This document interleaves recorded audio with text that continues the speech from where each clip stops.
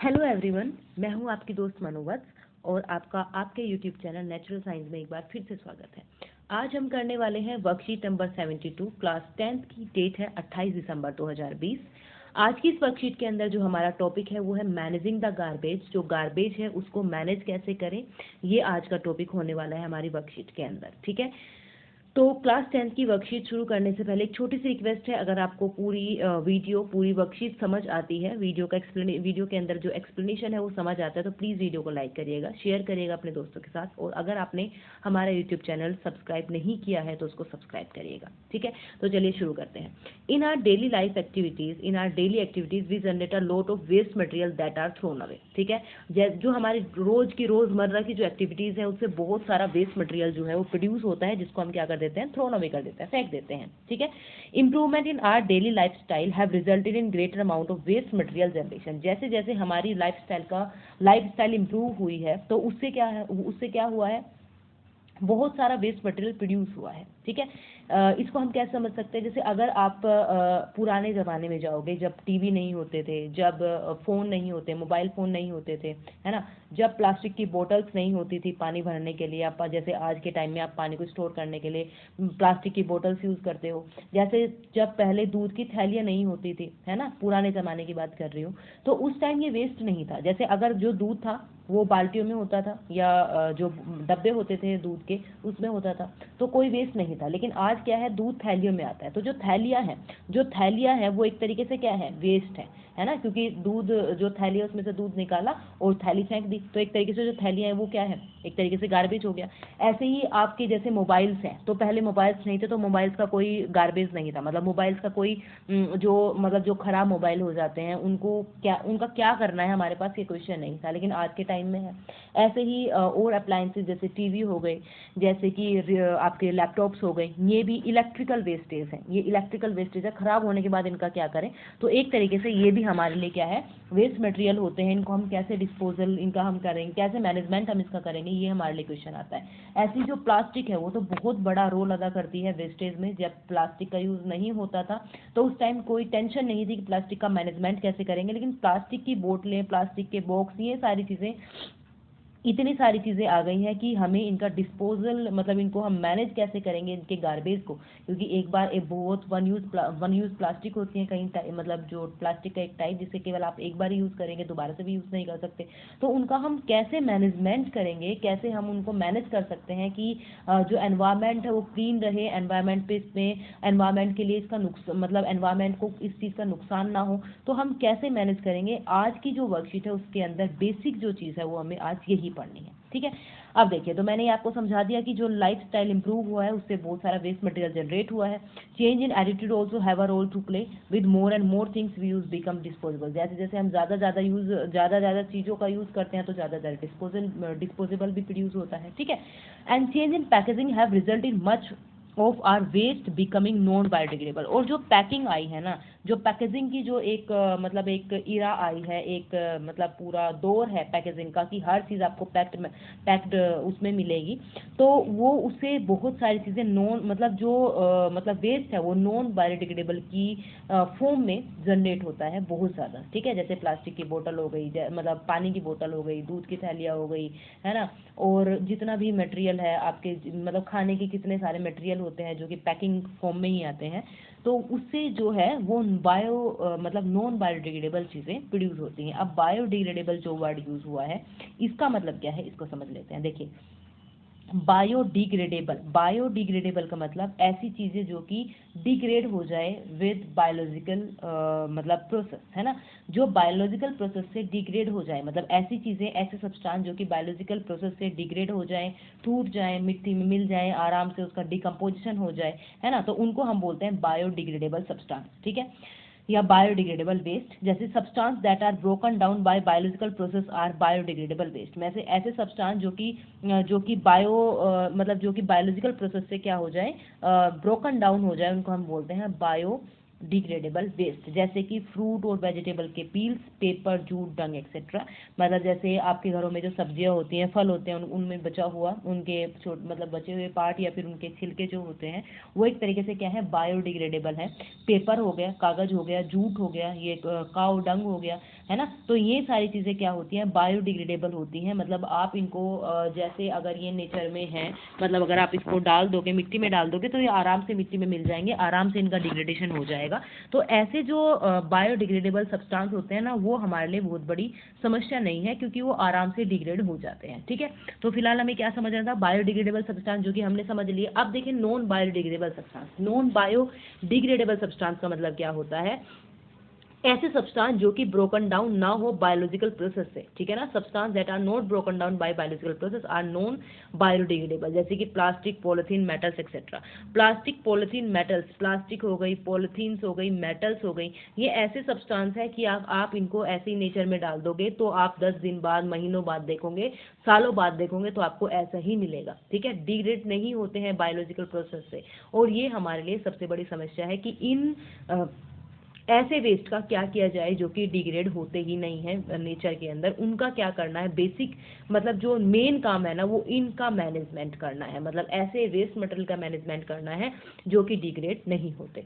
तो हमने दो चीज़ें पढ़ी, हमने दो टॉपिक, मतलब दो एक तरीके से टर्म्स पढ़ी, एक बायोडिग्रेडेबल वेस्ट और एक हमने पढ़ा नॉन बायोडिग्रेडेबल वेस्ट। ठीक है, अब हम क्या पढ़ेंगे, अब हम इनको पढ़ना है, हमें पढ़ना है इनका मैनेजमेंट, कि हम इनको किस तरीके से मैनेज कर सकते हैं, क्या क्या तरीके हो सकते हैं कि मतलब जो वेस्ट है उसका एक तरीके से मैनेजमेंट हो। ठीक है, अब देखिए सबसे पहले है बायोगैस प्लांट। बायोगैस प्लांट के बारे में आपने सुना होगा, बायोगैस को प्रोड्यूस करने के लिए बायोगैस प्लांट लगाया जाता है।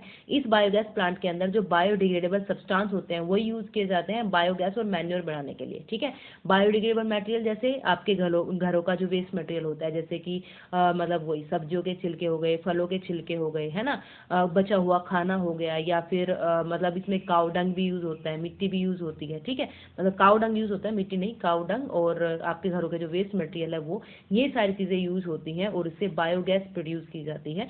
तो मतलब जो बायोडिग्रेडेबल मटेरियल है उसका आराम से आप यूज कर सकते हो बायोगैस बनाने के लिए। तो ये एक पहला मेथड हो गया।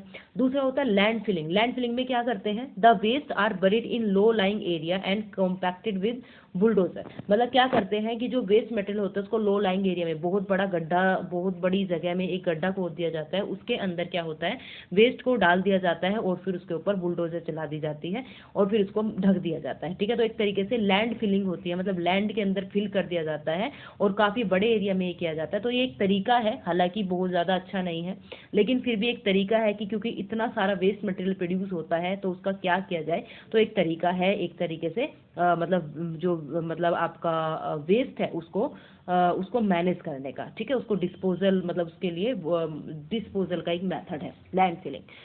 उसके बाद आते हैं sewage treatment plant. Sewage treatment plant के अंदर क्या होता है, the drain water is treated at plant before adding it to. जो ड्रेन वाटर होता है, मतलब जो वेस्ट आपके घरों का पानी है, नालियों का पानी है, नालों का पानी है, घर का गंदा पानी है ना, जितना भी पानी है, क्योंकि नालियों से होता हुआ कहीं ना कहीं किसी बड़े नाले के अंदर जाएगा, फिर नदियों के अंदर जाएगा, कुछ ना कुछ इस तरीके से पाथ होगा कि नदियों के अंदर जाएगा ही ना, घरों से निकल करके, है ना, घरों से निकल करके जाएगा वो नदियों के अंदर डायरेक्ट, मतलब रिवर में जाना ही जाना है। तो रिवर में जाने से पहले, मतलब अगर नदी में जाने से पहले जो पानी है उसका, मतलब उसको प्लांट के अंदर ट्रीट कर दिया जाए, मतलब उसकी एक तरीके से उसकी जो इम्प्योरिटीज है वो खत्म कर दी जाए और उसके बाद उसको रिवर में डाला जाए, तो जो रिवर है उसका पोल्यूशन नहीं होगा, यानी कि वाटर का पोल्यूशन नहीं होगा। तो एक तरीके से पानी जो है, मतलब जो पानी घरों से निकलने वाला पानी है, फैक्ट्रियों से निकलने वाला पानी है, या किसी भी जगह से निकलने वाला जो वेस्ट वाटर है, उसका हम क्या कर सकते हैं, ट्रीटमेंट कर सकते हैं, सीवेज ट्रीटमेंट कर सकते हैं, यानी कि पानी को हम प्लांट के अंदर पहले प्योरीफाई कर सकते हैं और उसके बाद रिवर में डाल सकते हैं। तो ये भी एक तरीका हो सकता है। उसके बाद आते हैं कंपोस्टिंग पर। कंपोस्टिंग का मतलब क्या होता है, जो ऑर्गेनिक वेस्ट है, ऑर्गेनिक वेस्ट मतलब वही जो हमने खाने पीने का जो वेस्ट होता है, organic waste are filled in compost pit to make compost for plant. मतलब जो ऑर्गेनिक वेस्ट है उसको हम क्या कर सकते हैं, उससे कंपोस्ट बना सकते हैं, उसकी खाद बना सकते हैं हम। आपने देखा होगा कि जितना भी वेस्ट मटेरियल है घरों से निकलने वाला, सब्जियां, फल, जितने भी बचा हुआ खाना, इन सबको इकट्ठा करके इसमें मतलब मिट्टी में डाल करके, ठीक है, एक गड्ढे में या किसी बॉक्स के अंदर डाल करके हम रख देते हैं कुछ टाइम के लिए। ठीक है, और उससे क्या बन जाती है, बहुत अच्छी कंपोस्ट बन जाती है, बहुत अच्छी खाद बन जाती है, जिसको आप प्लांट्स के लिए यूज कर सकते हो। प्लांट्स जो है उससे बहुत अच्छी तरीके से एक तरीके से ग्रो करने में हेल्प करते हैं, मतलब जो खाद है या जो कंपोस्ट है वो प्लांट्स की ग्रोइंग में बड़ा हेल्प करती है, तो ये बहुत अच्छा होता है, ठीक है ना। मतलब इसको हम कंपोस्ट बोलते हैं, जो कि वेस्ट मटेरियल से प्रोड्यूस किया जाता है। तो कंपोस्टिंग एक तरीका है, हो सकती है। अगला टाइप है रिसाइकल। रिसाइकल से पहले हम, चलो ठीक है, रिसाइकल ही पढ़ते हैं। रिसाइकल के अंदर क्या होता है, देखिए रिसाइकलिंग के अंदर क्या होता है, देखिए रिसाइकल का मतलब होता है किसी चीज़ को एक जो आपने यूज्ड कोई मटेरियल है उसको दोबारा से आपने उसको आप दोबारा से उसको क्या कर रहे हो, उसको मॉडिफाई कर रहे हो या उसको दोबारा से बना रहे हो, है ना।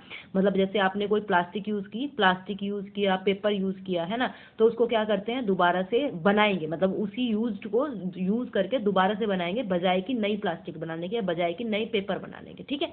तो देखिए this means that you collect plastic, paper, glass and metal items, मतलब जो प्लास्टिक होते हैं, पेपर होता है, ग्लास होता है, मेटल आइटम्स होते हैं, उसको कलेक्ट करते हैं and recycle these material to make required thing, और इन चीज़ों को क्या करते हैं, रिसाइकिल करते हैं क्या करने के लिए, जो रिक्वायर्ड थिंग है उनको बनाने के लिए, इंस्टेड ऑफ सिंथेसाइजिंग और extracting fresh plastic, paper, glass और मेटल, मतलब बजाय किस चीज़ के कि नया नया प्लास्टिक बना जाए या नया पेपर बनाया जाए या नया ग्लास बना जाए या नई मेटल बनाया जाए, उसके बजाय हम क्या करते हैं, इसका रिसाइकिल करते हैं। In order to recycle, we first need to segregate our waste so that the material that can be recycled is not dumped along with other waste. तो इस चीज़ के लिए हमें क्या करना होता है, पहले वेस्ट को सेग्रीगेट करना होता है, मतलब वेस्ट को अलग अलग हिस्सों में डिवाइड करना होता है, ताकि जो सारा वेस्ट है वो एक जगह इकट्ठा ना हो। जैसे आपने देखा होगा, इस तरीके से डस्टबिन देखे होंगे आपने, जिसमें गीला कूड़ा और सूखा कूड़ा हम मतलब अलग अलग रखने के लिए बोला जाता है। वो इसीलिए ताकि जो सेग्रीगेशन है उसमें प्रॉब्लम ना हो, सेग्रीगेशन मतलब डिवाइडेशन में प्रॉब्लम ना हो, कि जो बायोडिग्रेडेबल सब्सटेंस है वो एक तरफ हो जाए ब्लू इसमें ग्रीन में, और जो नॉन बायोडिग्रेडेबल है जैसे प्लास्टिक हो गए, ग्लास हो गई, मेटल्स हो गई, ये सारे एक साइड रहे, ठीक है। तो उससे सेग्रीगेशन में हेल्प मिलती है और फिर उसका रिसाइकल करने में हेल्प मिलती है। रिसाइकल में हम क्या करेंगे, नया प्लास्टिक बनाने के बजाय जो यूज्ड प्लास्टिक है या यूज्ड ग्लास है या यूज्ड मेटल की चीज़ें हैं उन्हीं को यूज़ करके दोबारा से उसी फॉर्म में मतलब उसको लाया जाता है, ठीक है।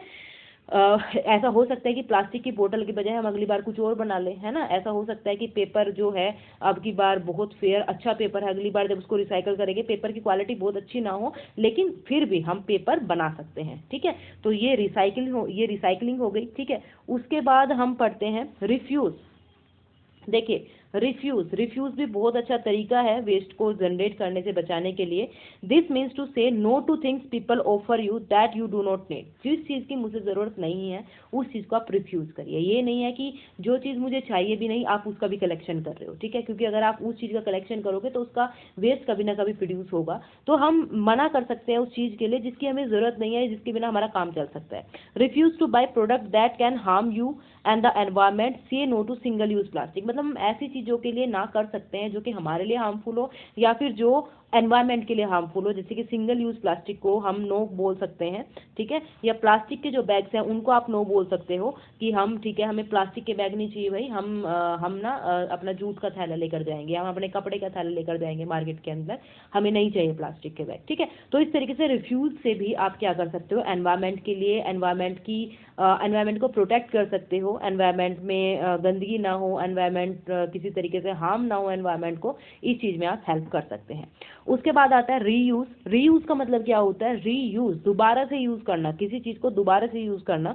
This is actually even better than recycling, मतलब ये रिसाइकलिंग से बेटर होता है, बिकॉज रिसाइकलिंग में आपको दोबारा से वो चीज़ बनानी पड़ती है। जैसे प्लास्टिक बनाओगे तो मतलब प्लास्टिक है, यूज प्लास्टिक से दोबारा से उसी यूज प्लास्टिक से आपको प्लास्टिक बनानी है, तो सिंथेसाइजिंग करनी है, एनर्जी की भी जरूरत पड़ेगी, है ना। तो जो रीयूज है वो बेटर है रिसाइकलिंग के, because the process of recycling use some energy. जो रिसाइकलिंग है उसके अंदर आपको एनर्जी देनी पड़ेगी इन द रीयूज। लेकिन रीयूज के अंदर क्या होता है, in the reuse strategy you simply use things again and again. हम क्या करते हैं, किसी भी एक चीज को बार बार यूज करते हैं instead of throwing away use envelope. जैसे कि कोई एनवलप है, कोई लिफाफा है, उसको उल्टा करके दोबारा से यूज कर सकते हो, you can reverse it and use it again.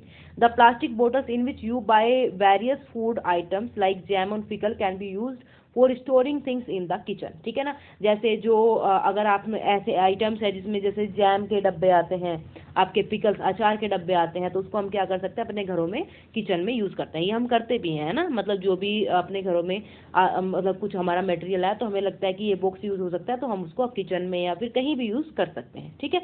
तो ये एक तरीके से रीयूज हो गया, आप दोबारा से उन चीज़ों को यूज़ करें, ठीक है। उसके बाद देखिए रीपर्पस। रीपर्पस का मतलब क्या होता है, किसी एक सामान का जो यूज़ था उसको किसी और दूसरे तरीके से यूज़ करना, उसको हम बोलते हैं रीपर्पस, ठीक है। मतलब देखिए रीयूज में उसी सामान को बार बार यूज़ कर रहे हो आप, लेकिन रीपर्पस के अंदर क्या करते हैं हम, कोई जो ओरिजिनल जो सब्सटेंस था, ओरिजिनल जो काम था, उसके बजाय कुछ और काम में उसको यूज करना, सब किसी भी सब्सटेंस को, किसी भी सामान को। देखिए this means then a product can no more be use, मतलब जब कोई प्रोडक्ट को हम और यूज नहीं कर सकते फॉर द ओरिजिनल पर्पज, मतलब जिस पर्पज के लिए हम उसको लेकर आए थे, अगर उसको हम और यूज नहीं कर सकते किसी भी वजह से, या तो खराब हो गया है या टूट गया है या जो भी, तो think carefully and use it for some other useful purpose. तो हमें क्या करना चाहिए, कुछ क्रिएटिव दिमाग लगाओ अपना और उसी सब्सटेंस को, उसी सामान को किसी और पर्पज के लिए यूज कर लो। फॉर एग्जाम्पल क्रैक्ड क्रॉकरी, जो टूटे हुए बर्तन होते हैं या कप्स होते हैं विद ब्रोकन हैंडल्स, मतलब हैंडल टूट गए मान लीजिए, तो can be use to grow small plants, हम छोटे छोटे प्लांट्स उसमें उगा सकते हैं, and as feeding vessels for bird, ठीक है। तो या फिर बर्ड्स के लिए, मतलब जैसे दाना डालने वाला एक तरीके से बर्तन उसको बना सकते हैं, ठीक है। तो ये हम कर सकते हैं। जैसे ये लैंड फिलिंग आपने देख ली, कंपोस्टिंग आपने देख ली, ठीक है। उसके बाद ये मैंने आपको बता दिया सेग्रीगेशन में हेल्प करेगा। अब देखिए 5R है, 5R, ठीक है। वैसे तो आजकल 8R 9R भी आ गए हैं, मतलब हम किसी भी वेस्ट को कम करने के अलग अलग तरीके ढूंढते हैं, लेकिन मेन जो है वो 5R। सबसे पहले रिफ्यूज, जैसे कि मैंने आपको बताया कि आप रिफ्यूज कर दीजिए उन चीज़ों को जो लगता है कि आपके लिए हार्मफुल है, एनवायरनमेंट के लिए हार्मफुल है, तो उसको मना कर दीजिए, रिप्लेस कर दीजिए, डोंट परचेज हम उनको परचेज ही मत करिए। उसके बाद आता है रिड्यूस। रिड्यूस का मतलब कम, चीज़ों को कम यूज़ करना, मतलब जिसके बिना काम नहीं चल रहा है, चलो ठीक है करना पड़ेगा लेकिन कम यूज़ करें, तो भी हम एक तरीके से एनवायरनमेंट को प्रोटेक्ट करने में हेल्प कर सकते हैं।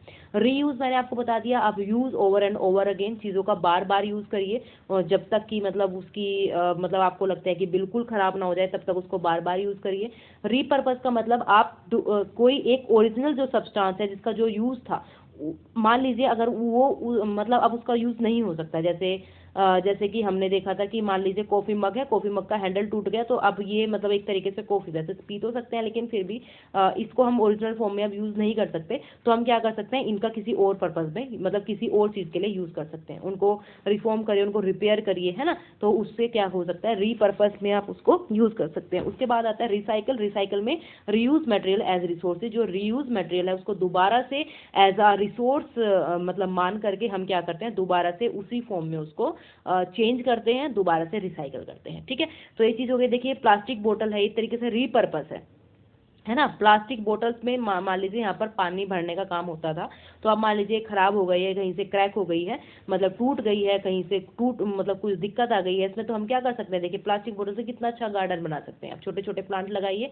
सुंदर भी लगेगा और इसका रीपर्पज भी हो जाएगा। रीपर्पज का अच्छा एग्जाम्पल है। ऐसे ये भी रीपर्पज है, मतलब वैसे ये देखिए इसमें तो हैंडल नहीं मतलब इनके जो ये है टूटे नहीं है, लेकिन फिर भी मतलब अगर ये टूट जाते हैं तो हम इस तरीके से क्या कर सकते हैं, छोटे छोटे प्लांट लगा सकते हैं। तो आप एक तरीके से, एक तो आप वेस्ट को जनरेट होने से बचा रहे हो, पहला फायदा, दूसरा आप ग्रीनरी के लिए यूज कर रहे हो, आप प्लांटेशन कर रहे हो, तो एनवायरनमेंट के लिए वैसे फायदा। सिमिलरली यहाँ पे एक तो हम वेस्ट होने से मतलब वेस्ट के जनरेशन के लिए जनरेशन को रोक रहे हैं, क्योंकि अगर प्लास्टिक फेंकोगे तो प्लास्टिक का वैसे ही डिग्रेडेशन नहीं होना, वैसे वो ब्रोक डाउन नहीं होनी है ना। तो एक तो वो चीज़ बचा रहे हैं, और दूसरी चीज़ क्योंकि हम प्लांटेशन कर रहे हैं, तो एनवायरनमेंट के लिए और भी अच्छा है, ठीक है। ऐसे ही मतलब जैसे प्लास्टिक की बोतल है, इसको हम रीपर्पज, ये भी एग्जांपल रीपर्पज का है कि हम इसको पानी भरने के लिए या फिर मतलब दाना डालने के लिए यूज़ कर सकते हैं। ऐसे ही ये प्लास्टिक की बोतल है, इसको हम मतलब ब्रश स्टैंड के लिए या फिर पेन स्टैंड में भी हम यूज़ कर सकते हैं ना, पेन स्टैंड भी बना सकते हैं, जैसे ये देखिए। और आपको ये मार्केट में सबसे मजे की बात ये है कि ये चीज़ें मार्केट में हमें मिलती है और हम दोबारा से खरीद कर लाते हैं, है ना, जबकि हम इनको अपने घरों में बना सकते हैं। अगर आपके घर में प्लास्टिक की बोतल टूट गई है तो आप अलग अलग फॉर्म दे सकते हो, आप पेंसिल बॉक्स बना सकते हो, आप अपने लिए गुल्लक जिसको बोलते हैं ना, वो बना सकते हो, मतलब सेविंग बॉक्स बना सकते हो अपने घर में, या फिर मतलब अलग अलग चीज़ों को रखने के लिए इसको हम यूज़ कर सकते हैं। ठीक है, ये रिसाइकलिंग ऑफ प्लास्टिक है, ये रिसाइकिल का साइन होता है, मतलब दोबारा से चीज़ों को हम क्या कर रहे हैं, उसी फॉर्म में लेकर आ रहे हैं। ठीक है, तो ये रिसाइकलिंग हो गई। उसके बाद आ जाते हैं बेटा जी रिफ्यूज़ और रिपर्पज, हमने पढ़ लिया। तो ये देखिए जो ये 4-5 हमने अभी पढ़े, 5R जो है ना, जो 5R है वो एग्जाम के लिए बहुत ज़्यादा इंपॉर्टेंट है, बेहद इंपॉर्टेंट है 5R। इसलिए 5R को तैयार रखिएगा। रिफ्यूज़ में आप क्या लिखेंगे, रिफ्यूज़ किसको बोलते हैं, रिड्यूस किसको बोलता है, रीयूज़ का मतलब क्या होता है, रीपर्पज का क्या मतलब होता है, इन सब चीज़ों को याद रखिएगा, क्योंकि ये सारी चीज़ें एग्जाम में इंपॉर्टेंट है। मतलब 5R क्या होता है, 5R के बारे में लिखने के लिए एग्जाम के अंदर आता है, और मतलब ये 3-4 नंबर का क्वेश्चन आता है, तो इसलिए इस चीज़ को ध्यान रखिएगा। ठीक है, उसके बाद आ जाते हैं सबसे लास्ट पार्ट पर, हमारा जो वर्कशीट का क्वेश्चन आंसर वाला सेशन है। इसमें देखिए, how can you help in reducing the problem of waste disposal. हम वेस्ट डिस्पोजल की जो प्रॉब्लम है उसको हम कैसे कम कर सकते हैं। आपको 2 मेथड बताने हैं, हमने बहुत सारे मेथड पढ़े हैं, रीपर्पज, रिड्यूस, रिफ्यूज, है ना, रिसाइकल, बायोगैस प्लांट, ये सारे के सारे जो मेथड हैं ये वेस्ट डिस्पोजल को कम करने के मेथड है। तो इनमें से कोई भी 2 मेथड आप लिख दीजिए, है ना, जैसे रीयूज हो गया या फिर क्या हो गया, रिसाइकल हो गया, जो भी आपको अच्छा लगता हो वो लिख दीजिए। ठीक है, उसके बाद list the problem due to non biodegradable waste produce by us. कि कौन कौन सी प्रॉब्लम हमारे सामने आती हैं अगर हम जो नॉन बायोडिग्रेडेबल वेस्ट है उसको मतलब एक तरीके से उसका डिस्पोजल ना हो, है ना। तो कौन कौन सी चीज़ें आती हैं, देखिए एक तो ये है कि वेस्ट मटेरियल बढ़ रहा है, तो मतलब जो गंदगी है वो प्रोड्यूस होती है, जो एनवायरनमेंट है वो क्लीन नहीं रहता, उसकी क्लीननेस पर असर पड़ता है। दूसरी चीज़, हम उन सामान का करें क्या, मतलब वो बढ़ता जा रहा है, बढ़ता जा रहा है, बढ़ता जा रहा है, तो क्या करें उसका हम, है ना। तो एक तरीके से वो सिरदर्दी है हमारे लिए भी, सोसाइटी के लिए भी, है ना, सरकार के लिए भी, हर किसी के लिए एक सिरदर्दी है कि हम उसका करें क्या। क्योंकि कोई चीज़ अगर यूज़फुल है तो ठीक है, लेकिन अगर कोई चीज़ यूज़फुल नहीं है तो वो हमारे लिए वेस्ट बन जाता है, वो हमारे लिए मतलब काम का नहीं रहता है ना। तो कौन कौन सी प्रॉब्लम आप फेस करते हैं ये सोच करके लिखिएगा आंसर, इसके अलावा जो भी आपको लगे। उसके बाद question number 3, list the name of any 2 things that can be recycle. कौन कौन सी जो आप रिसाइकल कर सकते हो, जैसे कि सबसे अच्छी प्लास्टिक है, प्लास्टिक को रिसाइकिल किया जाता है, जो ग्लास है उसको रिसाइकिल करते हैं, मेटल्स की बनी हुई जो चीज़ें हैं उनको आप रिसाइकिल करते हो, है ना। तो ये सारी चीज़ें हो सकती हैं जिनकी हम रिसाइकलिंग कर सकते हैं और होती है recycle. Right the advantage of sewage treatment plant. जो सीवेज ट्रीटमेंट प्लांट है उसका क्या फ़ायदा होता है, हमने पढ़ा था कि जो सीवेज ट्रीटमेंट प्लांट है इसमें क्या करते हैं, पानी को पहले ट्रीटेड किया जाता है प्लांट के अंदर, है ना।